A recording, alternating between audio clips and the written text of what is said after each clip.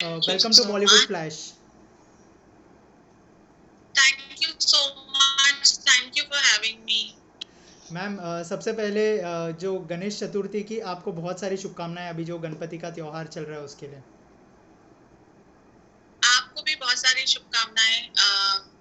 बहुत अभी गणपति की वजह से अभी हम थोड़ा कोविड को भूल गए हैं, तो अच्छी बात है। राइट मैम, अगर कोविड की बात करें इन दिनों, मतलब कोविड का बहुत ज़्यादा, मतलब कह रहे हैं कि थर्ड वेव भी आने वाला है, तो उसको लेकर आप क्या कहना चाहेंगे? क्या थर्ड वेव आना चाहिए या नहीं आना चाहिए? क्योंकि जिस तरह का माहौल चल रहा है, मैंने देखा कि बहुत सारे लोग मास्क भी नहीं पहन रहे उस चीज़ को लेके, तो क्या कहना चाहेंगे मैम? आपने जैसे पूछा कि थर्ड वेव आना चाहिए या नहीं आना चाहिए, अगर मुझे ऑप्शन दिया जाता तो मैं बोलती कोविड ही नहीं एग्जिस्ट करना चाहिए था। राइट बट है, और थर्ड वेव आने के भी पूरे चांसेस हैं, बिकॉज अभी हम 9 की पावर में आ गए हैं। सितंबर जो होता है वो 9 नंबर पे आता है। राइट तो 9 नंबर होता है वॉरियर का। जब वो के साथ उसकी पावर कनेक्ट हो जाती है तो वो उसको और एक्टिवेट कर देता है। तो हमें बहुत ही केयरफुल रहना चाहिए ताकि हम थर्ड वेव को प्रिवेंट कर सके, क्योंकि बहुत सारी चीजें ऐसी होती हैं कि जैसे हम बोलते हैं ना कि हर चीज हम न्यूमरोलॉजी से देख लेंगे, एस्ट्रोलॉजी से देख लेंगे, बट उसके साथ साथ karma also plays an important role, what action we are taking. So if we are following the protocol so we can prevent it also. अभी अगर न्यूमरोलॉजी से दिख रहा है आएगी, तो एक जैसे मैं हमेशा बोलती हूँ कि बारिश होती है, तो बारिश होना एक नेचुरल फिनोमिना है। राइट तो उसको हम कैसे प्रिवेंट कर, बाय टेकिंग अम्ब्रेलाज और by wearing raincoats. So the same way we can prevent lot of stuff. Right तो इसलिए मैं सबको बताऊंगी, आपके चैनल के माध्यम से प्लीज मास्क पहनिए, सोशल डिस्टेंसिंग बना के रखिए। मैं जानती हूँ कि बहुत सारे लोगों को वैक्सीन लग गया है अभी, जैसे मुझे भी दोनों डोज लग चुके हैं, मुझे भी लग चुके हैं। बट फिर भी that's nice, congratulations, that's a Thank you. big achievement nowadays. Right. So जैसे वैक्सीन है उससे भी 70% तक ही प्रिवेंशन होता है। So the main prevention for diseases to wear mask, to maintain social distancing. जब भी जरूरत हो तभी घर से बाहर जाएं, अदरवाइज घर पे ही बैठिए, क्योंकि सब कुछ ऑनलाइन ही हो रहा है आजकल। राइट मैम, ऑल्सो कोविड ने हमसे बहुत सारे लोगों को छीन लिया, लेकिन रिसेंटली आपने सुना होगा कि सुशांत सिंह राजपूत भी जो है हमें छोड़कर चले गए। वो बहुत ही ज़्यादा शॉकिंग था। लेकिन रिसेंटली सिद्धार्थ शुक्ला जो है हमें छोड़कर चले गए, जो कि सबके लिए एक्सेप्ट करना इतना आसान नहीं था। आप क्या कहना चाहेंगे मैम उस बारे में? ये बहुत ही अनफॉर्चुनेट इवेंट था, बिकॉज अगर सिद्धार्थ शुक्ला जी की बात करते हैं तो वो मेरे भी बहुत फेवरेट थे। मैं भी उनको बहुत फॉलो करती थी रिलीजियसली, बिकॉज मैंने बिग बॉस 13 में भी उनको देखा था। पहले बालिका वध जो उनका सीरियल था, तो वो भी मैं रेगुलरली वॉच करती थी। एंड एक होता है किसी किसी एक्टर के साथ जब आप उनका कुछ देखते रहते हो तो ऐसे लगता है कि they are not acting, they are part of your life. Right correct. So उनके साथ एक हो गया था, उनके फैंस जो भी हैं उनका वैसा ही कनेक्शन है जैसे अपनी फैमिली मेंबर की तरह है। तो बहुत डिफिकल्ट सिनेरियो था। और जब एक पर्सन मतलब ऐसी ऐसी एज है जहाँ पे कभी हम सोचते भी नहीं है कि ऐसा कुछ हो जाएगा, और अच्छे खासे हेल्दी दिखने वाला, ब्रॉड बिल्ड, एकदम टॉल, एलिजिबल बैचलर आप बोल सकते हो उनको, और अचानक से उनके साथ ऐसा कुछ हो जाए तो कहीं ना कहीं सबका मनोबल हिल जाता है। बिकॉज सबको लगने लगता है कि अरे हम इनको तो फॉलो करते थे कि ये हेल्थ फ्रीक है, एक्सरसाइज करते हैं, तो अब और क्या करें कि ये सब चीजें हमें नहीं फेस करनी पड़े। तो वो सबका कहीं ना कहीं थोड़ा सा मेंटल इश्यूज स्टार्ट हो जाते हैं, सोचना शुरू कर देते हैं सब लोग कि क्या करें, मतलब how to deal with it. और जो इमोशनल ब्लो है फैंस के लिए तो है ही बहुत बड़ा, और उनकी फैमिली के लिए specially mother Shehnaaz, I mean it's irreversible loss. उनकी कोई इस चीज का कोई भरपाई कहीं से भी नहीं हो सकती। करेक्ट। मैं तो कभी कभी ऐसे सोच रही थी कि काश ऐसे होता कि ये भी कोई सीक्रेट रूम होता जहां से वापस आ सकती चीज, बट वो पॉसिबल नहीं है। This is not big boss house, तो what right to say. I am short of words because मैं भी last time बॉम्बे में आई थी, I also spoke to him because कुछ मुझे उनके साथ काम था, because he used to feed stray dogs and all, और मैं अपना एक NGO लॉन्च कर रही थी, so I wanted to speak to him about that, some collaboration. तो उनसे बात हुई थी, तो एक बार किसी से बात हो जाए तो और कनेक्शन ज्यादा हो जाता है, you can actually feel the vibes of that person. तो मेरे भी कान में उनकी आवाज कितने दिन तक, I was not able, अभी तक भी I am not completely out of it, वो शॉक जो रहता है, right but end of the day this is the fact and you have to accept it.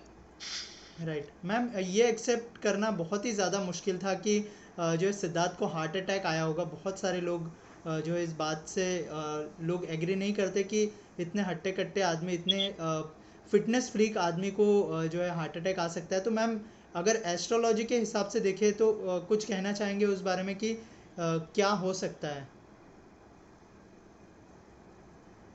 Astrology और न्यूमरोलॉजी से अगर मैं देखूं तो क्योंकि जैसे अभी उनका डेट ऑफ बर्थ है 12 दिसंबर 1980, ठीक है, ये आता है, he was ruled by Jupiter, और फिर उनका जब टोटल करते हैं, जिसको हम ड्राइवर बोलते हैं, वो 3, फिर उसका टोटल करके जो नंबर आता है वो 6 आता है, दैट इज कंडक्टर का नंबर।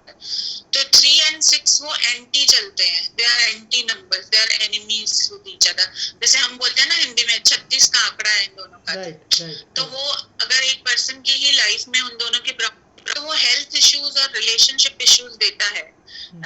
तो ऐसे केसेस में जिनका ऐसे नंबर प्रोमिनेंट रहते हैं, तो उनको बीइंग अ न्यूमरोलॉजिस्ट मैं हमेशा यही रिकमेंड करती हूँ, एक तो उनके नंबर 1 को और नंबर 5 को बहुत ज्यादा पावर दी जाती है, ताकि जो 3 and 6 का जो कॉन्फ्लिक्ट है वो डाइल्यूट हो जाए 1 और पावर की एनर्जी से। और फिर उनको हम ये भी बहुत स्ट्रांगली इंस्ट्रक्शन देते हैं कि अगर आपको हेल्थ से रिलेटेड कुछ भी छोटे से छोटा भी इशू हो तो आपने उसको लाइटली नहीं लेना है, you have to immediately consult the specialist. So ये बहुत बड़ा उनका हेल्थ इश्यूज तो उनके दिखते हैं। जैसे बिग बॉस में भी थे, तब भी उनको टाइफाइड हुआ था, he was taken out, he was in the hospital। तो इसलिए हेल्थ का थोड़ा उनका ही है, मुझे कुछ ना कुछ किसी ना किसी उसमें रहेगा। और मैंने तो कहीं पे भी, अब अगर मैं न्यूमरोलॉजी से हट के बात करूं, तो मैंने कहीं पे भी ऐसा नहीं पढ़ा कि जो लोग यंग एज में होते हैं या एक्सरसाइजेस वगैरह करते हैं उनको हार्ट अटैक नहीं होता। बहुत सारे और भी मैंने ऐसे एग्जांपल्स देखे हैं जहाँ वो बहुत ही फिट हैं, but then also they have gone through this phase. Right ma'am, इसके अलावा अगर सिद्धार्थ शुक्ला की बात करें, अगर पूरी जर्नी को देखें तो कितना इमोशनल होते हैं उनके फैंस, तो बहुत ही ज़्यादा इमोशनल होते हैं। आपने जैसे कहा कि आपने पहले से उनकी जर्नी देखी है, आप कितने इमोशनल हुए ये खबर सुनने के बाद और जब उनकी जर्नी को आप देखते हैं?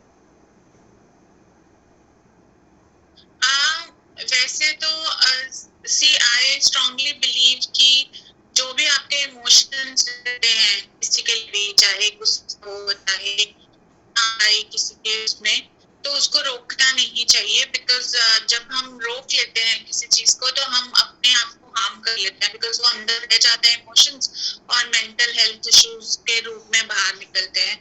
तो आप शायद कोई सुनने वाले को ये बिलीव नहीं होगा कि मैं every day cry, because I have seen him, वो एकदम बालिका वधू से लेके अभी तक BB 13 तक आई कंटिन्यूअसली वाचिंग हिम। इनफैक्ट अभी बिग बॉस जो OTT पे चल रहा है, तो मैंने सिर्फ वही एपिसोड देखा था जब when Shehnaaz and Siddharth has gone to meet the contestant. Otherwise I'm not able to follow Big Boss. Right तो काफी इमोशनल है। I can understand फैंस के लिए, फैमिली के लिए भी बहुत डिफिकल्ट होगा, बट मैं हमेशा ये बोलती हूँ कि आप अपने इमोशंस दिखाइए, बट साथ में जो डिपार्टेड सोल है उसको जो चीजें हमने उनसे सीखी हैं उसके लिए थैंक यू भी बोलना चाहिए। तो मैं बहुत सारा थैंक यू बोलना चाहती हूँ सिद्धार्थ शुक्ला जी को। उन्होंने हमें सिखाया कि कैसे आप अपने रिलेशनशिप्स को इम्पोर्टेंस दो, कैसे आप कंपैशनेट रहो अपने रिलेशनशिप्स को लेके। लाइक उनकी मदर जब बिग बॉस हाउस में आई थी तो उन्होंने इतने छोटे से स्पैम में भी उनसे ये पूछा था कि मैं ऐसा कुछ तो नहीं कर रहा कि हमारे रिलेटिव्स को उससे। तो उन्होंने हमें ये सिखाया कि रिलेशनशिप्स को कैसे इम्पोर्टेंस दे। और वो बहुत ही हम्बल थे क्योंकि मैंने बहुत बार उनको देखा है फैंस के साथ एकदम बहुत फ्रेंडली बिहेव करते हुए। सिर्फ फर्स्ट टाइम बात करी थी तो he made me so comfortable that I didn't feel that I'm talking to a celebrity or I'm talking to someone for the first time. तो वो बहुत रिस्पेक्ट करते थे अपने फैंस की, बहुत प्यार करते थे उनके साथ। और फिर जो मेरे को सबसे अच्छी चीज हर एक इंसान में ये लगती है कि जो पर्सन जो वॉइसलेस है उनकी फीलिंग्स को समझे, उनकी वैल्यू करे, उससे अच्छा और कोई इंसान नहीं होता। तो वो स्ट्रे डॉग्स की भी बहुत केयर करते थे, उनको खाना खिलाना है, उनका हेल्थ केयर करना। तो ये सब चीजें हम उनसे सीख सकते हैं और उनके सोल्स को बहुत सारी ब्लेसिंग्स और थैंक यू भी करते हैं ताकि वो आगे उनको डिपार्ट होने में इजीली हो जाए, क्योंकि अब वो रिवर्स तो नहीं आ सकते। He has to move ahead. Right ma'am, lastly अगर आपके कुछ अपकमिंग प्रोजेक्ट्स के बारे में बात करें, अगर उस बारे में कुछ बताएं हमारी ऑडियंस को। मेरे प्रोजेक्ट्स, एक तो मैंने अपना ब्रूफुल जोड़ी जो लॉन्च किया है और मैं कुछ कोर्सेज लॉजी से रिलेटेड लॉन्च कर रही हूँ बहुत जल्दी, नेक्स्ट डे वो आ जाएंगे। एंड सबसे इम्पोर्टेंट चीज है कि मैं जैसे स्ट्रे डॉग्स को खाना खिलाती हूँ, पहले तो मैं ऐसे ही खिला रही थी। Now I am launching a NGO also for stray dogs. तो that is what my projects are. Wow. और कोई मैसेज देना चाहेंगे जो ऑडियंस आपको देख रही है इस समय? मैं ऑडियंस को यही मैसेज देना चाहूंगी कि अपने आप को प्यार करिए, अपने आप को एक्सेप्ट करिए, क्योंकि जब हम प्यार अपने आप को करते हैं तभी हम दूसरों को भी प्यार दे सकते हैं। पानी की बोतल से ही पानी पिलाया जाता है, एम्प्टी बोतल से पानी नहीं पिलाया जाता। सो हमारे अंदर अगर हमारे लिए प्यार होगा तभी हम दूसरों को भी प्यार दे सकेंगे। और अगर मैं सोशल मीडिया की लैंग्वेज में बोलूं तो I would request everyone who is watching this video to accept their own friendship request. Right. Thank you so much for talking to us, ma'am. Thank you so much. My pleasure. Thank you, ma'am.